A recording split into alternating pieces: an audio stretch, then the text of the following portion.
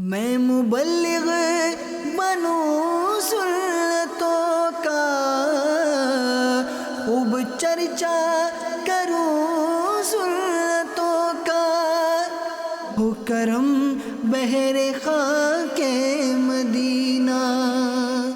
الحمدللہ رب العالمین والصلاة والسلام علی خاتم النبیین، اما بعد فاعوذ باللہ من الشیطان الرجیم، بسم اللہ الرحمن الرحیم۔ الصلاة والسلام علیک یا رسول اللہ وعلی آلک واصحابک یا حبیب اللہ، الصلاة والسلام علیک یا نبی اللہ وعلی آلک واصحابک یا نور اللہ۔ اللہ پاک کے سب سے آخری نبی محمد عربی صلی اللہ تعالی علیہ وآلہ وسلم کا فرمان عظمت نشان ہے، تم مجھ پر درود بھیجو، اللہ پاک تم پر رحمت بھیجے گا۔ صلو علی الحبیب صلی اللہ تعالی علی محمد وعلی آلہ وصحبہ وبارک وسلم۔ رسول اکرم نور مجسم صلی اللہ علیہ وآلہ وسلم کی ان حدیثوں سے کرتا ہوں جو آقا دو جہاں صلی اللہ علیہ وسلم نے عورت کے تعلق سے بیان کی ہیں۔ ان میں سے 2 یا 3 حدیثیں میں بیان کرتا ہوں، کیونکہ یہ میرا بیان دعوت اسلامی کی ذمہ دار اسلامی بہنوں میں اور مدرسات اسلامی بہنوں میں ہے، لہذا اس کانٹیکسٹ کو سامنے رکھ کر کچھ باتیں عرض کرنے کی کوشش کروں گا۔ پیارے آقا صلی اللہ تعالی علیہ وآلہ وسلم نے ارشاد فرمایا، دنیا سامان ہے اور اس کا بہترین سامان نیک عورت ہے۔ یہ مسلم شریف کی حدیث ہے۔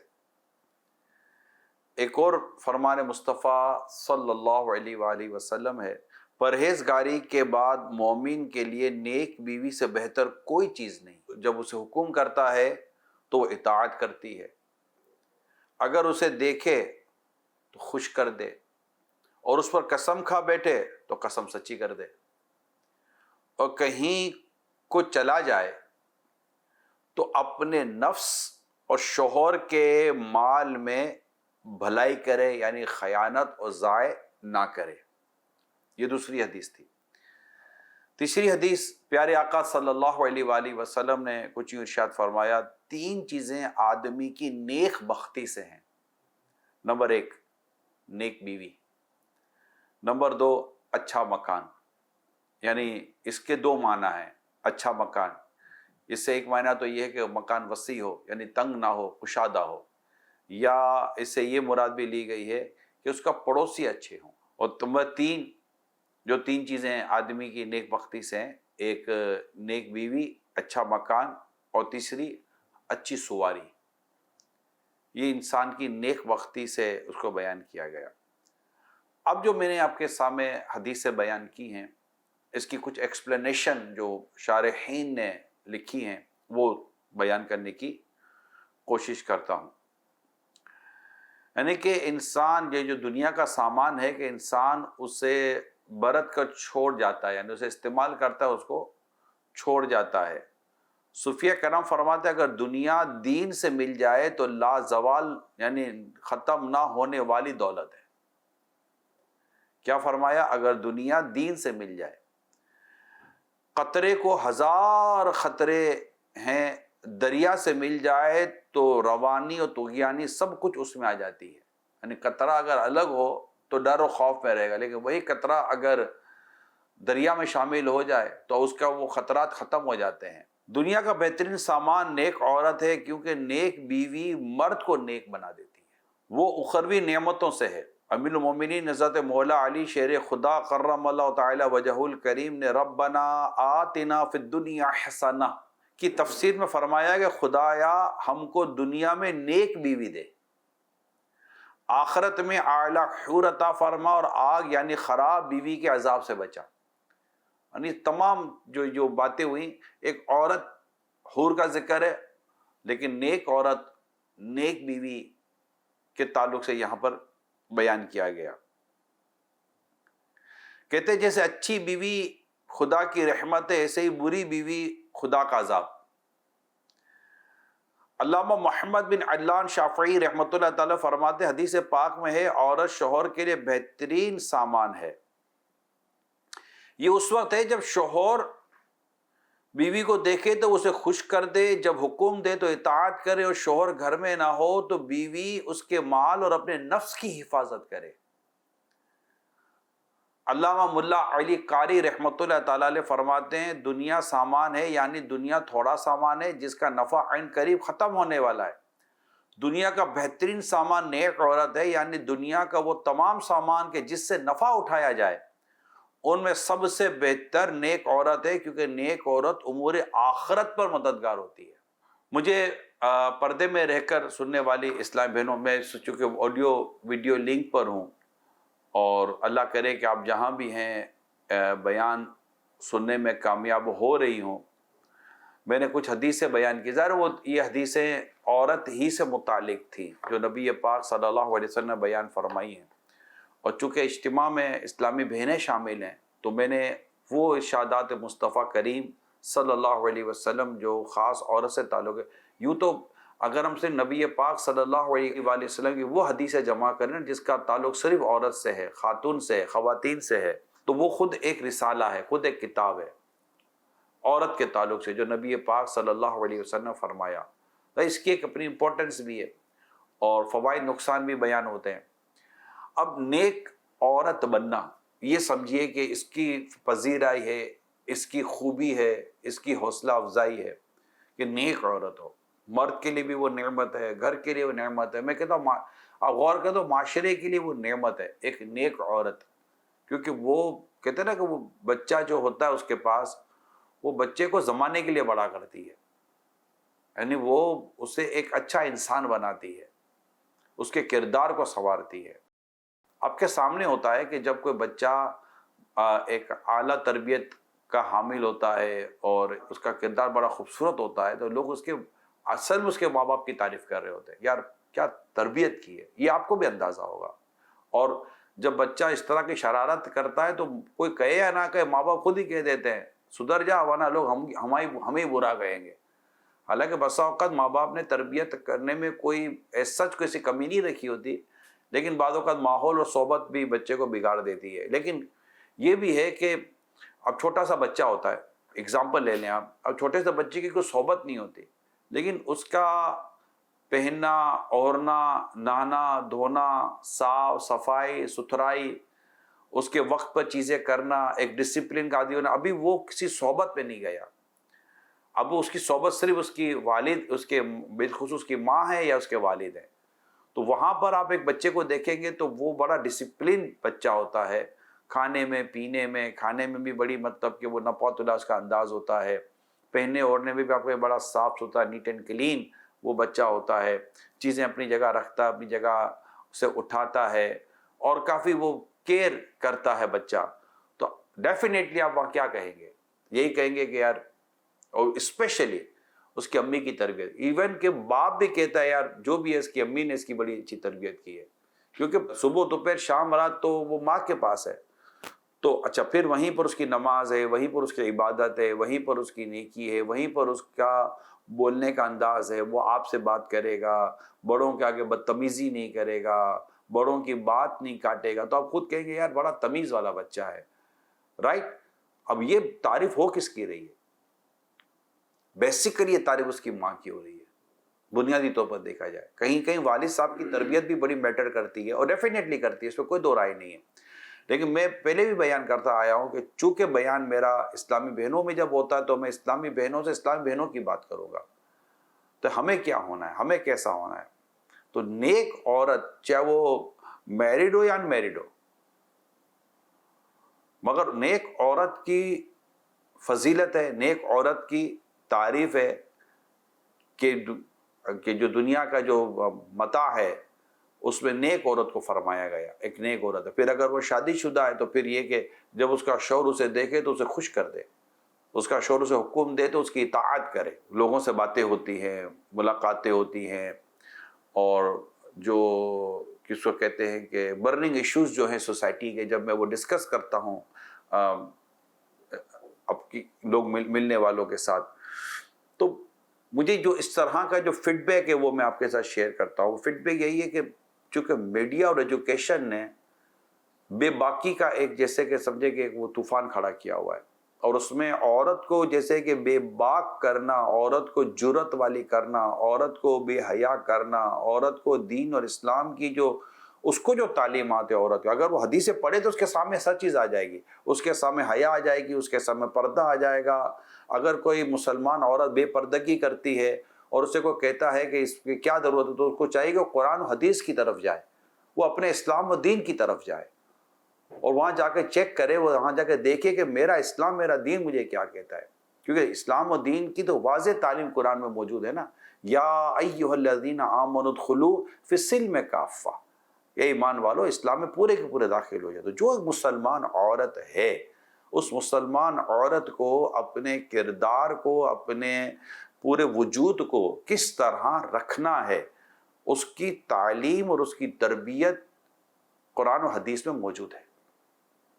وہ رسول اکرم صلی اللہ علیہ وسلم کی ان حدیثوں کو پڑھے اور اسلام و دین کے جو احکام ہیں اس کو پڑھے، اس کے سامنے دودھ کا دودھ پانی کا پانی ہو جائے گا کہ یہ وہ تعلیمات ہیں جو دین اور اسلام مجھے دے رہا ہے، اور یہ وہ تعلیمات ہیں جو ماڈرن کلچر اور ماڈرن دور مجھے دے رہا ہے۔ ماڈرن کلچر، ماڈرن دور مجھے تباہی کی طرف لے کے جا رہا ہے، اور اسلام و دین کی تعلیم مجھے جنت کی طرف لے کے جا رہی ہے، دنیا اور آخرت کی بھلائیاں یہاں پر موجود ہیں۔ فیصلہ کرنا اتنا کوئی مشکل کام نہیں ہے، نفس و شیطان سے لڑنا ہوگا اور اپنے آپ کو اسلام و دین کی تعلیمات میں ڈھالنا ہوگا، اور اپنے گھر کو سنوارنا ہوگا، اپنے بچوں کو سنوارنا ہوگا۔ بڑی ذمہ داری ہے ایک عورت کے اوپر۔ بات ہے نیک بننے کی، اور اس میں اگر کوئی ذمہ دار ہے، نیک تو چلو جب ذمہ دار ہوتا ہے وہ آلموسٹ نیکی کی طرف ہی ہوتا ہے، کہ عام آدمی مطلب عام شخص کو جو کہ بے نمازی ہو اور اعلانیہ گناہ کرتا ہو، تو اس کو تو کوئی دین کی خدمت کی ایسی خاص ذمہ داری نہیں ملتی۔ تو دین کی خدمت کی ایسی خاص ذمہ داری کہ جو نیکی کے ساتھ بیان کی جائے کہ ہاں یار، یہ جیسے اسلامی بہنوں کے طور پر میں بات کروں کہ یہ اسلامی بہن نیک ہے، تو نیک میں کیا دیکھا جائے گا؟ پہلا دیکھا جائے گا نمازی ہے کہ نہیں ہے، دوسرا دیکھا جائے گا با پردہ ہے یا نہیں ہے، اس میں حیا کتنی ہے، تو اس طرح کی چیزیں دیکھی جائیں گی، اور بھی چیزیں دیکھی جاتی ہے، تب جا کر دین کی کوئی اعلیٰ خدمت ہمارے حصے میں آتی ہے، ہمارے نصیب میں آتی ہے۔ اور یہ اللہ پاک کی بہت بڑی رحمت ہوتی ہے، بہت بڑی نعمت ہے کہ اللہ پاک اسے اپنے دین کی خدمت کے لیے قبول فرما لے۔ یقین مانے یہ بہت بڑی نعمت ہے۔ اور چونکہ اس وقت دعوت اسلامی کی ذمہ دار اسلامی بہنیں ہیں، مدرسات ہیں، جن پر اپنے معاشرتی ذمہ داری کے ساتھ ساتھ، اپنی گھریلو ذمہ داری کے ساتھ ساتھ ایک دعوت اسلامی کی دینی کاموں کے تعلق سے ذمہ داری بھی آپ کے حصے میں آئی ہے۔ تو میں یہاں پر کچھ ایسی عادتیں بیان کرنے کی کوشش کر رہا ہوں جو بالخصوص دین کا کام کرنے والوں کے لیے اس کے کردار کو تباہ کرتی ہے۔ کام وہ دین کا کر رہا ہے مگر کردار اس کا تباہ ہو رہا ہے، اور یہ اتنا امپورٹنٹ ٹاپک ہے کہ اس میں بندے کو بعض اوقات پتہ ہی نہیں چلتا کہ میرے اندر ایسی کیا کیا خرابیاں ہیں، میرے اندر ایسی کیا کیا برائیاں جس کی وجہ سے میری دنیا اور آخرت دونوں کمپرومائز ہو رہی ہے۔ بظاہر وہ دین کا کام کر رہا ہوتا ہے، لیکن حقیقتاً یہ ہے کہ وہ اگر غور کرے تو اس سے مطلب سیدھی بات ہے کہ جو اپنے آپ کو فائدہ نہیں دے پا رہا وہ کسی اور کو فائدہ کیسے دے گا۔ اب میں چند چیزیں آپ کے ساتھ بیان، اگر ہو سکے تو آپ اسے نوٹ کر لیں۔ جو سب سے بنیادی چیز جو ہمیں تباہ کرتی ہے، برباد کرتی ہے، سچی بات تو یہ ہے کہ بالکل کہیں کا نہیں چھوڑتی، وہ ہے دکھاوا، ریاکاری، تباہ کاری۔ یعنی قیامت کے دن ریاکار سے پتہ کیا کہا جائے گا؟ کہا جائے گا اس سے اجر مانگ جس کو دکھانے کے لیے تو نے عمل کیا تھا۔ یعنی اس وقت دنیا میں دیکھیں، اگر کوئی اللہ نہ کرے کسی کو کوئی کہہ دے اور ریاکار، او ہو، اس کا مطلب کہ صدمے کے مارے حال برا ہو جائے، بلکہ شاید وہ لڑ پڑے۔ کس کو بولا ریاکار؟ کیسے پتا چلا میں ریاکار ہوں؟ اور وہ اپنی حجت قائم کرنا شروع کر دے گا اور اپنے آپ کو سیف کرنا شروع کر دے گا۔ لیکن قیامت کے دن تو باقاعدہ ریاکار کو یہ جس طرح پکارا جائے گا، اس میں ایک نام یہ بھی ہے ریاکار۔ اور پھر ریاکاری یہ ہے نیکی کے ساتھ، عبادت کے ساتھ ریاکاری ہے، اور یہ اعمال کو برباد کر دیتی ہے، بلکہ ثواب تو دور کی بات ہے، اس پر تو عذاب کی وعیدات ہیں اگر وہ عمل دکھانے کے لیے کیا گیا۔ اور ریاکاری کس کو کہتے ہیں؟ ریاکاری کی تعریف کیا ہے؟ ریاکاری کی تفصیلات اگر آپ کو جانیں، کیونکہ یہ بیان اتنی دیر کا نہیں ہے کہ میرا موضوع صرف ریاکاری نہیں ہے، اس لیے میں اس کی ڈیٹیل میں نہیں جاتا. آپ کو میں ریفرنس دے دیتا ہوں. آپ نیکی کی دعوت جو امیر علیہ سنت کی کتاب ہے، اس میں ریاکاری کی اگزامپلس بھی لکھی. I think if I am not wrong 80 examples امیر علیہ سنت نے لکھی. حب جا کو بھی وہاں لکھا ہے، ریاکاری کو بھی لکھا ہے. یہ دونوں ٹاپک ایسے امپورٹنٹ ٹاپک ہیں جو کسی بھی نیکی کے کام کرنے والے کے لیے انتہائی ہلاکت والے ہیں.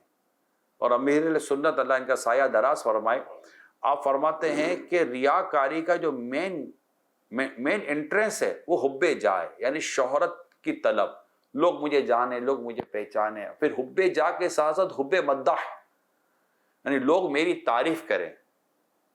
آپ غور کریں کہ اپنی تعریف کی خواہش یہ پیدا ہو جانا اور اپنی شہرت کی خواہش کا پیدا ہو جانا، پھر اس عمل کا لوگوں پر ریاکاری کے طور پر ظاہر کر دینا جس کی تعریف آپ وہاں پر دیکھ لیں. تو میری تمام اسلامی بہنوں سے یہ ریکویسٹ ہے، درخواست کر رہا ہوں کہ ایک بار جا کر پھر سے ریاکاری ایک پورا رسالہ بھی ہے مکتبۃ المدینہ کا، پورا ایک رسالہ ہے اور بہت کمپریہنسو رسالہ ہے. باطنی بیماریوں کی معلومات، یہ بڑی عمدہ کتاب ہے جو کہ خاص طور پر ایک مبلغ کو یا مبلغہ کو پڑھنا بہت ضروری ہے.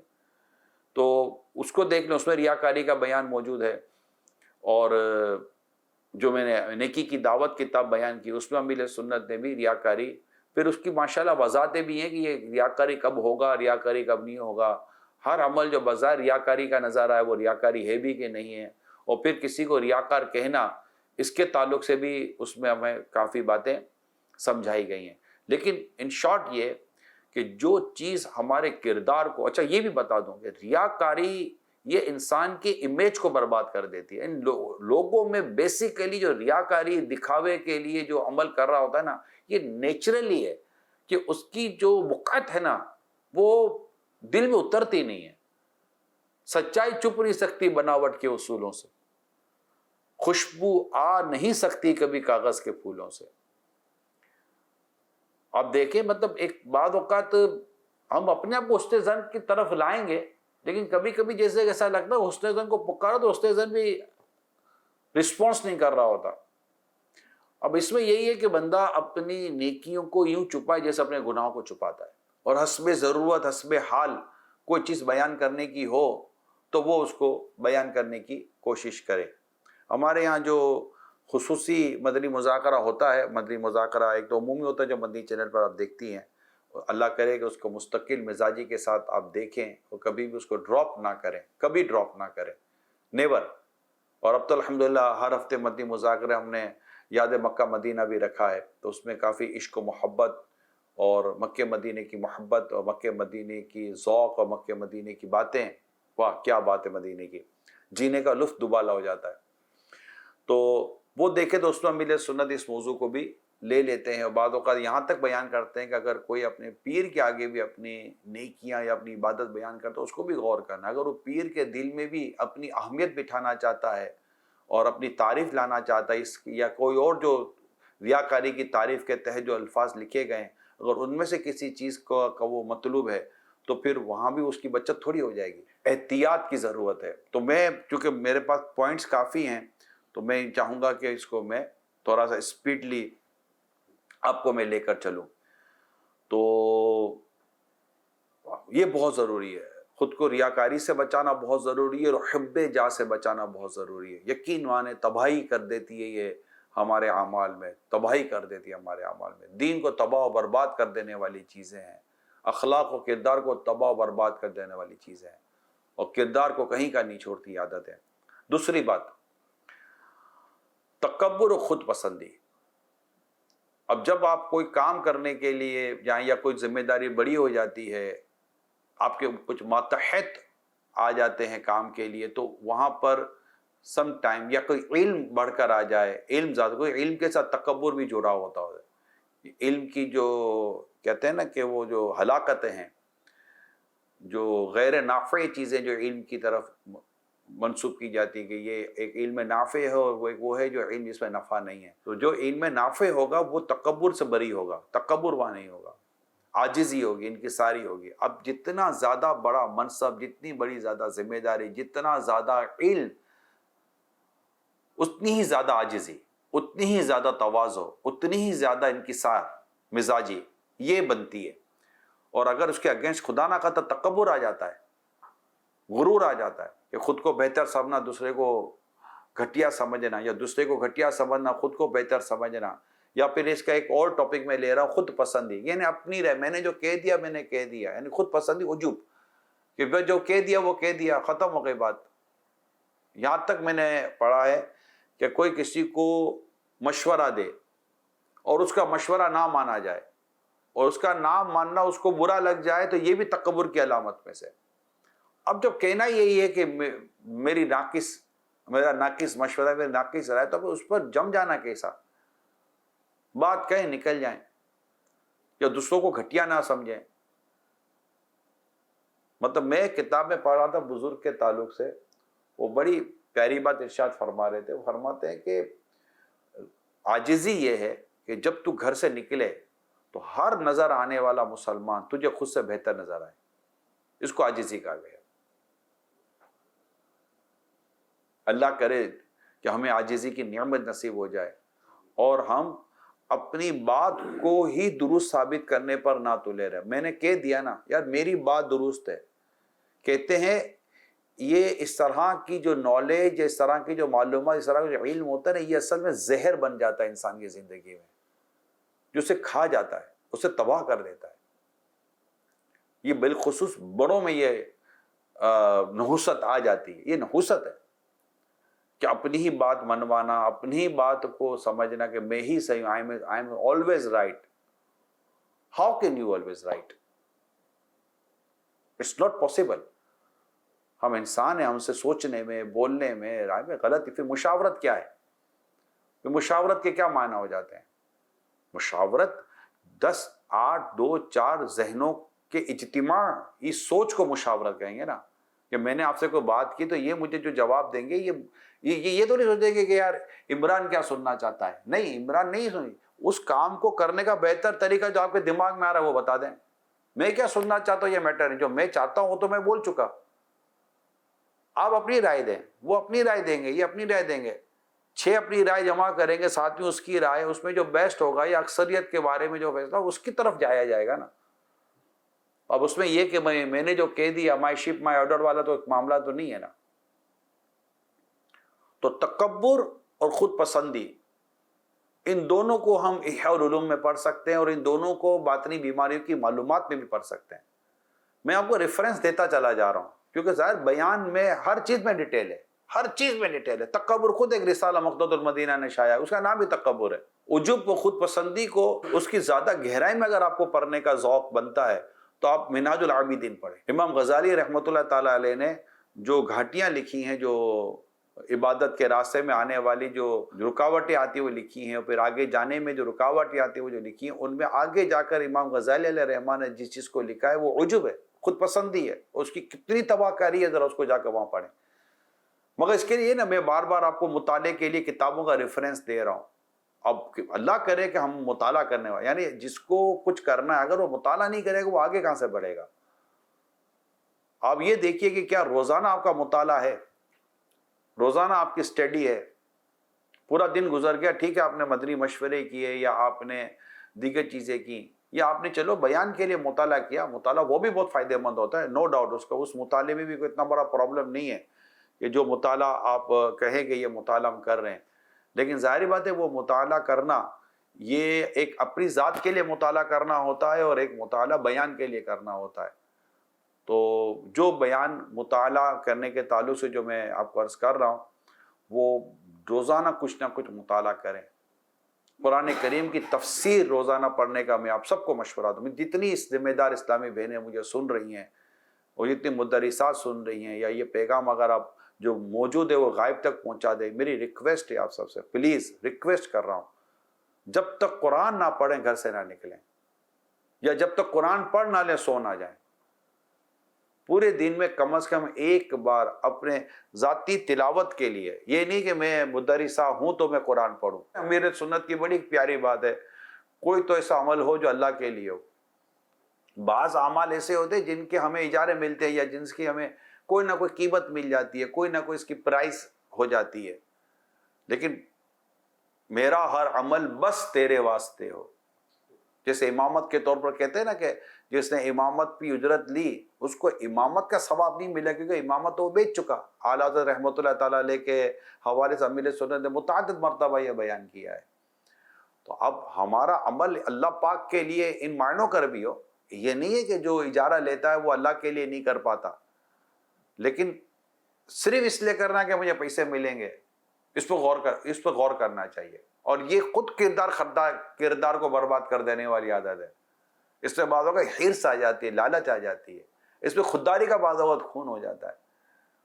اور تو یہ ہو جاتا ہے میں کروں، جیسے مثال کے طور پر ہم یہاں مدنی چینل کے یا دیگر میں مشورے کرتا بھی رہا ہوں اور کرتا بھی ہوں، تو میرے اسلامی بھائی کو یہ بات یاد ہوتی ہے بعض اوقات، تو میں ان کو کہتا ہوں یار آپ کا ٹائم پورا ہو گیا، اب آپ اوور ٹائم نہ لو، تھوڑا بلے آپ نے آدھا گھنٹہ، پونا گھنٹہ، 1 گھنٹہ اگر آپ نے دعوت اسلامی کے اس اہم کام کو دے دیا تو وہ سمجھے کہ ہم نے دعوت اسلامی کے ساتھ رضاکارانہ ایک کام کیا دین کے لیے، اللہ کے لیے. کیونکہ جو آپ نے کیا تو اس کا تو آپ کو اجارہ مل گیا، سیلری مل گئی، لیکن جو کام وداؤٹ سیلری آپ کر رہے ہیں، جس کا عمل و بے غرض، اس کی جزا کچھ اور ہے.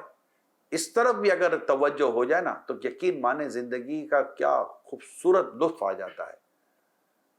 کہ مطلب نہیں، یعنی میں آپ کو اس پر میں مفتی دعوت اسلامی کو چند دفعہ میں کوٹ کرتا ہوں.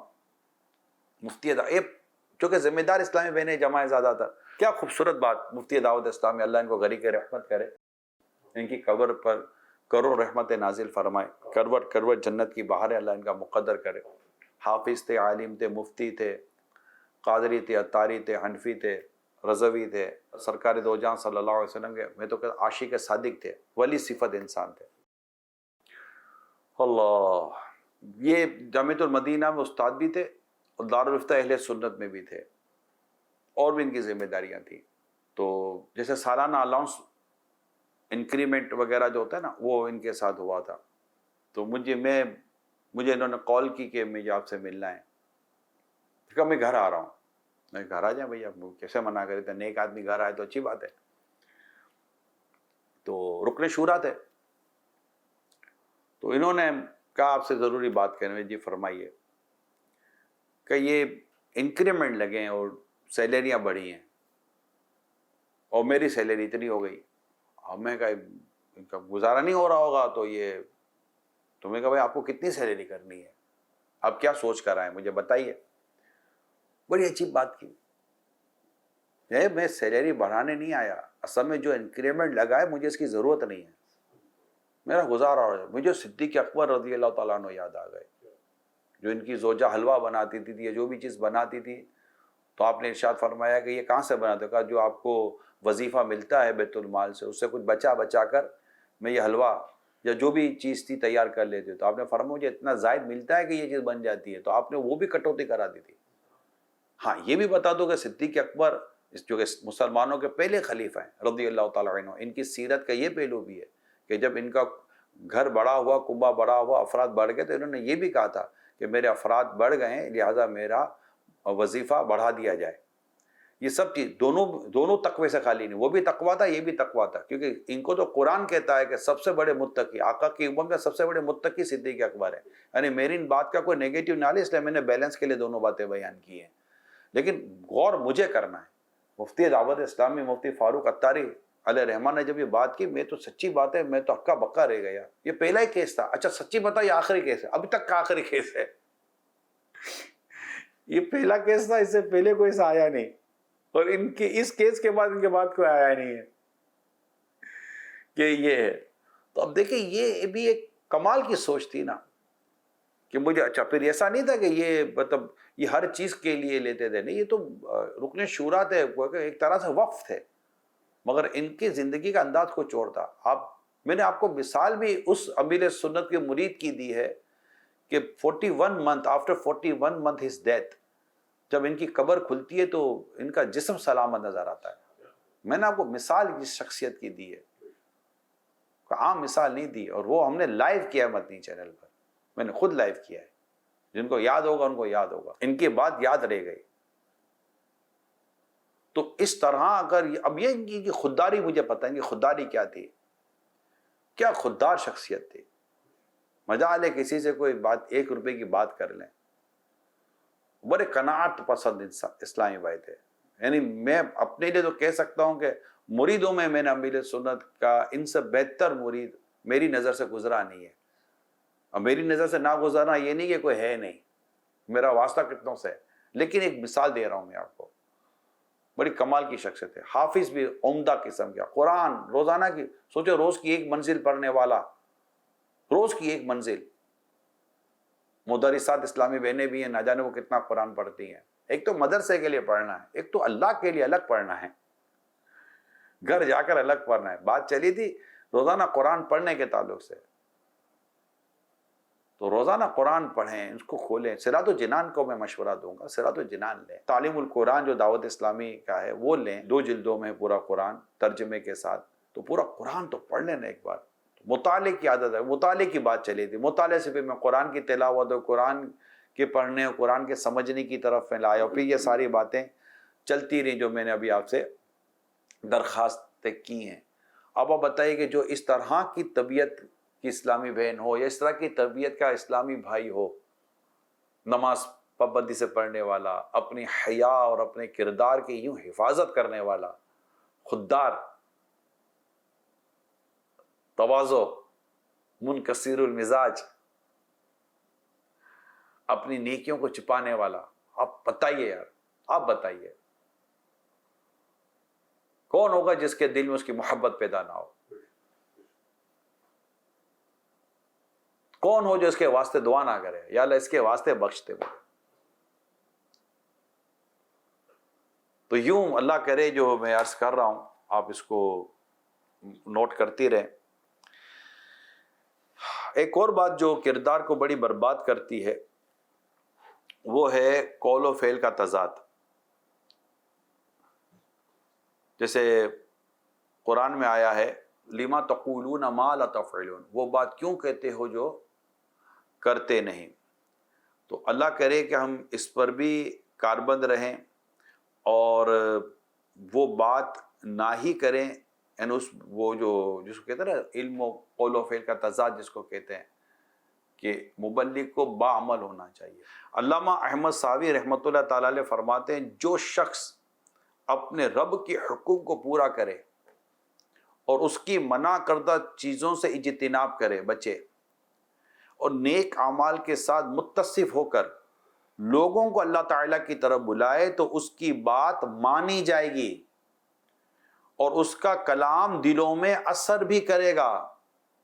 اور جس کا حال اس کے برخلاف ہو تو نہ اس کی بات مانی جائے گی اور نہ ہی اس کا کلام دلوں میں اثر کرے گا، کیونکہ جس کا کلام اس کی اپنی ذات پر اثر انداز نہیں ہو رہا ہو تو اس کے علاوہ کسی اور پر بدرجہ اولا اثر نہیں کرے گا. یعنی میری نیکی کی دعوت دینا، جو چلو میں بھی اس پہ بات کر رہا ہوں، اگر میری یہ باتیں میری ذات پر اثر نہیں کر رہی تو کسی اور کی ذات پر کیا اثر کرے گی؟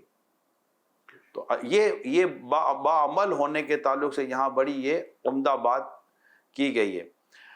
پیارے آقا صلی اللہ تعالی علیہ وآلہ وسلم نے فرمایا میں معراج کی رات ایسے لوگوں کے پاس سے گزرا جن کے ہونٹ آگ سے بنی ہوئی کینچیوں کے ساتھ کاٹے جا رہے تھے.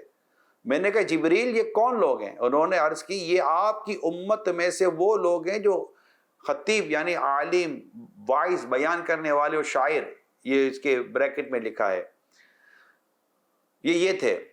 یہ لوگوں کو تو نیک کام کرنے کا حکم دیتے لیکن اپنے آپ کو بھول جاتے تھے. حالانکہ قرآن مجید کی تلاوت کرتے تھے تو کیا انہیں عقل نہیں تھی؟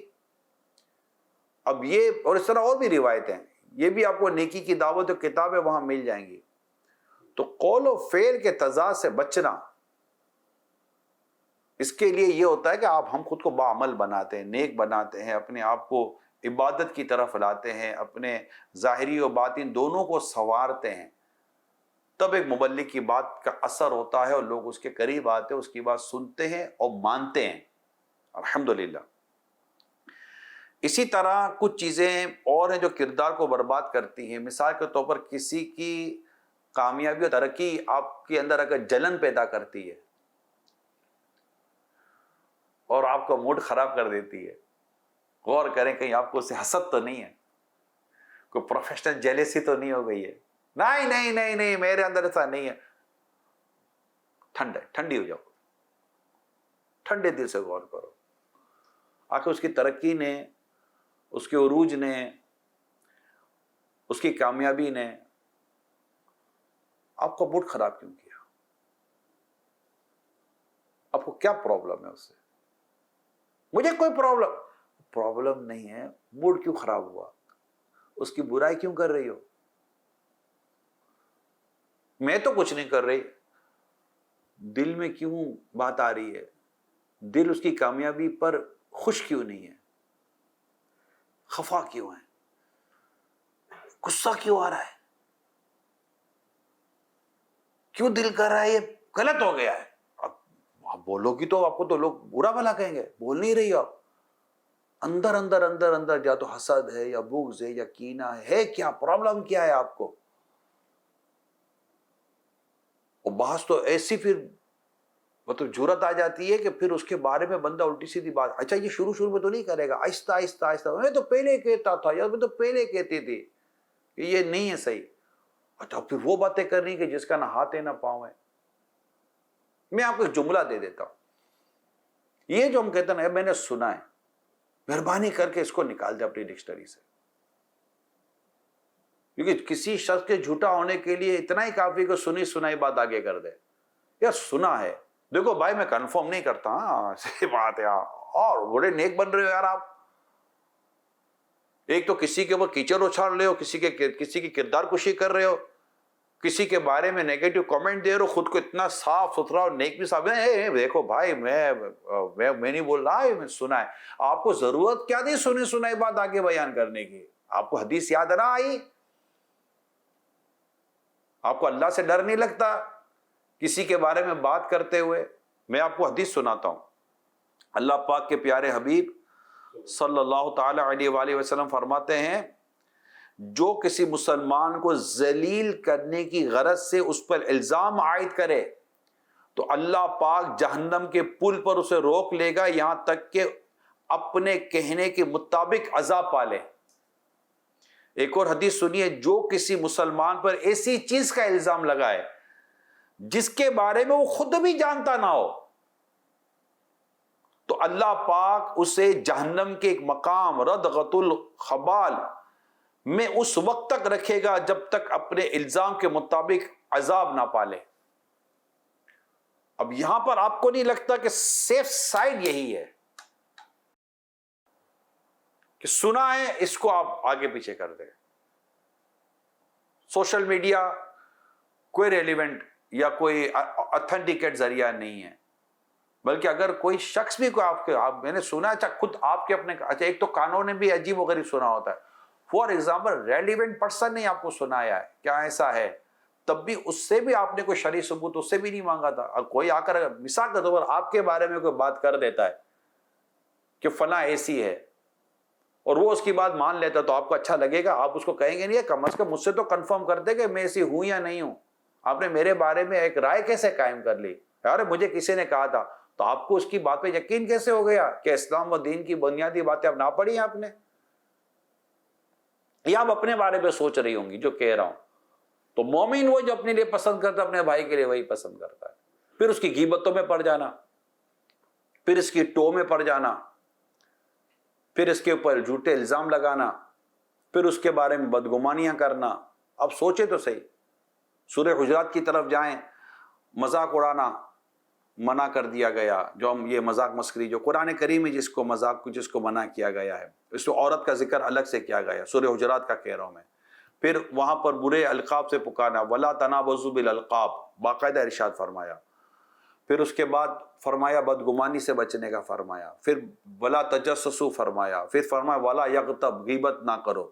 یہ سارا بیان آپ وہاں جا کر کبھی ایک دن پڑھ لیں, اللہ کی توفیق سے ایک بار اس پورے کو صراط الجنان سے پڑھیں. صراط الجنان میں یقین مانے اتنی ڈیٹیل ہے. انما المؤمنون اخوۃ سے آپ پڑھنا شروع کریں اور وہاں تک جا کر آپ پڑھ لیں جو ہے نا وہ ان اکرمکم عند اللہ اتقاکم, کہ بے شک اللہ کے نزدیک زیادہ عزت والا وہ ہے جو زیادہ تقوی والا ہے. وہاں تک جا کر پڑھ لیں. اس میں آپس میں کس طرح عاجزی انکسار بھی مزاج پیدا کرنی ہے. تعارف جو ہے کہ آپس میں ایک دوسرے کا جو تعارف ہے وہ قبائل جو ایک پہچان ہے وہ جو ایک دوسرے کی جو خاندانی نسب ہوتا ہے اس کے تعلق سے آپ کو وہاں بیان ملے گا. یہ پہچان کے لیے کہ تکبر کرنے کے لیے. اب میری ریکویسٹ ہے, اب میں نے کئی چیزیں آپ کو مطالعے کے لیے دے دی تو تھوڑا ہوم ورک دے دیے گا آپ کو, اب جا کے پڑھیں تو صحیح. میرا خیال ہے جتنا میں نے عرض کیا اس کو آپ پڑھنا شروع کریں اور پھر ہفتہ وار رسالہ پڑھنا شروع کریں, اور جو ہے تو انشاءاللہ میرے دوسرے بیان کی شاید باری آ جائے گی کہ ہاں یہاں یہ چیزیں تھیں. اگر اسلامی بہنیں جو عالمی مجلس مشاورت ہے یہ اس کو میں تو کہتا نافذ کروائے کہ یہ پڑھ لیں آپ جو میں نے آپ کو بیان کیا ہے. انشاءاللہ اب دیکھیے ہمارے کردار میں ستھرا پن آ جاتا ہے, پاکیزگی آ جاتی ہے.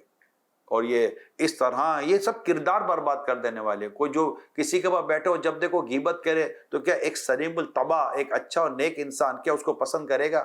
یا اس کو جب دیکھو کسی کی غیبت ہی یاد آتی ہے, جب دیکھو غیبت یاد آ جائے. جس کو غیبت سے نفرت ہو جائے, جس کو غیبت سے گھن آ جائے, جس کو غیبت سے بالکل جیسے وہ وحشت ہو, سچی بتائے اس کو اس غیبت کرنے والے کے ساتھ کیسے وہ بیٹھ سکے گا؟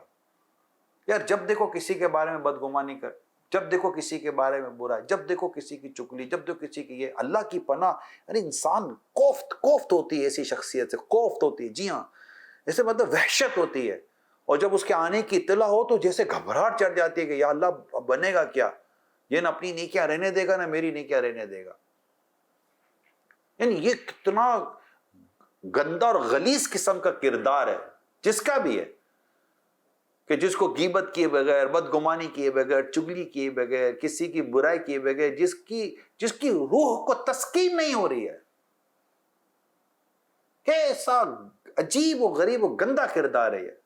ارے بندہ خدا کا خوف کرے, اللہ سے ڈرے, اللہ سے معافی مانگے. یا اللہ مجھے ہو کیا گیا ہے, میں اتنا گر گیا ہوں میرے مولا, میں اتنا گر گیا ہوں, دل میرا دنیا پہ شیدا ہو گیا. اے میرے اللہ یہ کیا ہو گیا, کچھ میرے بچنے کی صورت کیجیے. اب تو جو ہونا تھا مولا ہو گیا. حل زبان کی حفاظت. یہ جو میں نے ابھی آپ کو جو حدیث سنائی نا کسی کے الزام لگانے کے تعلق سے, آپ پڑھیں یہ سورہ بنی اسرائیل کی آیت نمبر 36, اس کو بھی لکھ لیں. وَلَا تَقْفُ مَا لَيْسَ لَكَ بِهِ عِلْمٍ, اس بات کے پیچھے نہ پڑ جس کا تجھے علم نہیں. یہ میرے سامنے صراط الجنان ہے. الحمدللہ میرے موبائل میں میں بک مارک رکھا ہوا ہے, یعنی جیسے پڑھوں گا نا تو میں اس کو سیو کر لیتا ہوں. تو مجھے دیکھیں ہاتھ تو ہاتھ مجھے ڈھونڈنا آسان ہو گیا نا, آپ کے ساتھ بیان کر رہا ہوں اور بات یاد آ رہی ہے اور فوراً تلاش کر رہا ہوں, میرے سامنے آیت بھی آ جاتی ہے, روایت بھی آ جاتی ہے. اب یہاں پڑھیں اس کو, اور فرمایا کہ جس کا علم نہیں, بے شک کان اور آنکھ اور دل ان سب سے سوال ہونا ہے. جواب کیا دیں گے؟ سنائی بات آگے بیان کر دیا. اللہ کی پناہ. پھر ایسا کیسے نیکی کی دعوت دے ایک شخص کہ جو اتنی زیادہ اپنے کردار کو تباہ کرنے والا ہے. مجھے اپنی اور ساری دنیا کے لوگوں کی اصلاح کی کوشش کرنی ہے نا, ہم اپنے کردار کو کیسے بھول سکتے ہیں؟ ریاکاری, حب مال, حب جاہ, حب مداح, تکبر, غرور, خود پسندی, غیبت, بدگمانی, حسد, چگلی. آپ بتاؤ اگر یہ اس کو ظاہری بیماریوں کے نام کے اگر طور پر لیا جائے, یعنی ایک ایسے شخص کے بارے میں تصور کریں کہ جس کے دماغ کے اندر رسولی آ گئی, جس کا گردہ فیل ہو گیا, جس کے دل کا پرابلم ہو گیا, جس کے وال دل کے مطلب کہ بند ہو گئے, جس کے پھیپھڑے میں پرابلم ہو گیا ہے, تو جس کی کڈنی فیل ہو رہی ہے, جس کا لبلبا مطلب کہ وہ پراپر کام نہیں کر رہا, گھٹنوں میں اس کا الگ پرابلم ہو گیا ہے, تو کمر کا درد اس کو چلنے نہیں دے رہا, آنکھیں اس کی تھوڑی کمزور ہو گئی ہیں, تو آئے دن داڑھ و دانت میں درد شروع ہو چکا ہے, کان اس کو صحیح وہ سنائی نہیں دیتا, آنکھ سے صحیح دکھائی نہیں دیتا, سونگے تو اس کو صحیح سونگنے کو نہیں ملتا, چکھے تو اس کو سمجھ نہیں آتا کیا ہے. آپ بتائیں اس وجود کے بارے میں کیا کہیں گے؟ صحت مند نہ بولے گا مطلب کہ بالکل بیماری کا گھر ہے, یہ ظاہری بیماری ہیں. ایسا وجود کیا ہوگا؟ اس سے زیادہ خطرناک وہ بیماریاں جو میں نے کہی ہیں, جو باطن کی بیماریاں ہیں, جو گناہوں کی بیماریاں ہیں, جو اندر دبی ہوئی ہیں, اندر بیٹھی ہوئی ہیں. سانپ بچھو پالے ہوئے ہم نے اندر میں, جنہوں نے پالے ہوئے. تو نیک عورت جس کے بارے میں کہا گیا, جس کو حدیث پاک میں پسند کیا گیا, नेक औरत बनना है, घर के लिए भी, शौहर के लिए भी, माँ बाप के लिए भी, बच्चों के लिए भी, बहनों के लिए भी, भाई के लिए भी, माशरे के लिए भी, पड़ोसियों के लिए भी, अपने साथ काम करने वालों के लिए भी, सबके लिए नेक औरत बनना है, नेक औरत। और नेक औरत बनने के लिए क्या करना है, इस पर गौर करें। एक और बात जो इंसान के किरदार को बड़ा तबाह कर देती है वो है वक्त की कदर ना करना। जो वक्त दिया जाए उस वक्त पर ना आना, ना वक्त पर जाना। जाओ तो लोग कहें ये जाएगा कब, आने का कहो तो कोई पता नहीं आएगा कब। जिसके ना जाने का कोई ठिकाना ना आने की कोई पता, उसका किरदार कैसे अच्छा हो सकता है। एक इंग्लिश का बड़ा खूबसूरत सा वर्ड है, पंक्चुअलिटी इज पर्सनैलिटी। अगर आप पंक्चुअल नहीं है, वक्त के कदरदान नहीं है, वक्त पर आना वक्त पर जाना अगर आपकी उसमें नहीं है, तो आप कभी भी कोई नुमाया उम्दा मकाम पर नहीं आप फाइज हो सकते, क्योंकि आप वक्त के कदर नहीं। जो वक्त की कदर नहीं करता, वक्त कभी उसको कदर वाला नहीं बनाता। तो जो वक्त दें उस वक्त के काम करें। इसी तरह एक और चीज जो किरदार को बर्बाद करती है वो है मुशावरत। यानी आप देखिए बाज लोगों को ये होता है यार मेरे साथ कोई काम नहीं कर रहा, यानी वो टीम नहीं बना सकते, उनको टीम बनाने नहीं आते। अब हमारा फ्रेंड सर्कल बहुत है, this is not a team work. Friend circle कुछ और चीज होती है, टीम वर्क कुछ और चीज होती है। कंपनी, कॉर्पोरेट एरिया, तंजीम, ऑर्गेनाइजेशन या कुछ इस तरह के एरियाज होते हैं जहाँ बाकायदा टीम वर्क होता है, उसके साथ लोग काम करते हैं, उसके साथ काम करने में महसूस होते हैं। ये वो लोग होते हैं जिनमें कुछ लीडरशिप स्किल्स होती हैं। वो मशवरा करते हैं, मशवरा देते हैं, हौसला अफजाई करते हैं, वो तनकीद नहीं करते, बल्कि अगर कोई तनकीदी गुफ्तगू उनके सामने की जाए तो उसकी बड़ी खंदा पेशानी के साथ उसको सुनते हैं, समझते हैं, उस पर गौर करते हैं। हर चीज़ को वो पर्सनल नहीं लेते, प्रोफेशनल ले रहे होते हैं और उस चीज़ की ज़रूरत के तहत उसको ले रहे होते हैं। ऐसे लोग तरक्की करते हैं, इनके किरदार को लोग सराहते हैं, इनको लोग पसंद करते हैं, इनके साथ काम करने को पसंद करते हैं, क्योंकि वहां पर इज्जत नफ्स मजरू नहीं होती। याद रखिएगा, जिसके साथ लोगों को अपनी इज्जत का धरका लगा हुआ हो ना, उसके साथ लोग चलना पसंद नहीं करते। यार जब पता नहीं कब बेइज्जती कर दे, अपनी चलाता है, किसी की सुनता तो है ही नहीं। अब ये जिसके बारे में ये एक तो परसेप्शन, अच्छा परसेप्शन भी अगर कहीं स्टैब्लिश होता है ना, तो एक मंतिक का उसूल है कि धुआं आग का पता देता है। तो देयर इज समथिंग, कुछ तो है ना यार। तो आ भी गए यार, लोग बात करते हैं, तो पॉसिबल है कि इनकी बातों में कहीं ना कहीं सच्चाई हो। हमको हमारे किरदार का पोस्टमार्टम करने में क्या नुकसान जाता है, हमें हमारे किरदार का जायजा लेने में क्या नुकसान है, ताकि इससे दीन का काम होगा। जो भी दीन का काम करना चाहे उसके लिए प्रिंसिपली चीज तो ये ना कि इसके कोई करीब तो आएगा तो कोई दीन का काम होगा ना। कोई करीब ही नहीं आ रहा, कोई आने के लिए तैयार नहीं, कोई सुनने के लिए तैयार नहीं, कोई बैठने के लिए तैयार नहीं, कोई वक्त देने के लिए तैयार नहीं, तो हम काम कैसे कर सकेंगे। देखो, उसने अखलाक, मुस्कुराना, हौसला अफजाई करना, मुशावरत का निज़ाम बनाना, हर एक को इज्जत देना। नबी पाक सल्लल्लाहु अलैहि वसल्लम की सीरत देखे ना, कि जो आपके पास आते थे, बैठते थे, उनको लगता था नबी पाक सल्लल्लाहु अलैहि वसल्लम मुझे अहमियत देते हैं। उसे अहमियत मिलती थी नबी पाक सल्लल्लाहु अलैहि वसल्लम की बारगाह से। सहाबा समझते थे आका सबसे बढ़कर मुझसे प्यार करते हैं। ये सब आपने पढ़ा है। तो जो अहम निगरान या बड़े जिम्मेदार हैं, उसके लिए इसमें बहुत कुछ सीखने और समझने का है कि वो अपने 2-4 का ग्रुप बनाकर ना बैठ जाएं, सबको साथ लेकर चलने का मिजाज बनाएं। और भी चीज़ें थी, नरमी इख्तियार करना, सख्ती से बचना। अब जाहिर बात है कि अब एक बयान में सारे पॉइंट्स बयान होना इतना आसान नहीं है। और नेक्स्ट टाइम इंशाअल्लाह मज़ीद मौका मिलेगा तो अल्लाह ने चाहा तो कुछ बातें नए मौजू के साथ लेकर हाजिर होंगे। अल्लाह पाक हम सबको अमल करने की तौफीक अता फरमाए। अपनी ज़िम्मेदारियाँ अल्लाह पाक अपनी रज़ा के लिए, यानी जो हमें दीन की ज़िम्मेदारी अल्लाह पाक की रज़ा के लिए हम उसको निभाने में कामयाब हो जाएं, और बस अल्लाह कबूल कर ले और कबूल करके अपनी रहमत से अजर दे दे और बगैर हिसाब किताब जन्नत में दाखिला दे दे। अल्लाह आप सबको खुश रखे, शादो आबाद रखे, घर बार को सलामत रखे, और बार बार मक्का मदीना हज और उम्रे की सादतें मुक़द्दर करे। आपको आपकी औलाद का, घर बार का सुख अल्लाह पाक नसीब फरमाए। اور دعوت اسلامی کا دینی کام کرتی رہیں. جو دینی کام آپ کو دعوت اسلامی کے ذریعے مل رہے ہیں، جو آپ کو ذمہ داریاں مل رہی ہیں، اسے خوش اسلوبی کے ساتھ، خدہ پیشانی کے ساتھ اور اللہ پاک کا شکر ادا کرتے. اللہ تیرا کرم ہے جو مجھے کام ملا ہے. اربوں لوگ دنیا میں جی رہے ہیں، مگر کتنے سلیکٹڈ عاشقان رسول ہیں جنہیں اللہ پاک اپنے دین کی خدمت کی توفیق عطا کر دیتا ہے. کمال ہے نا، کمال ہے نا. بس یہ میں کچھ بھی نہیں، بس میرے رب کی رحمت ہے جو مجھ سے اللہ پاک کام لے رہا ہے.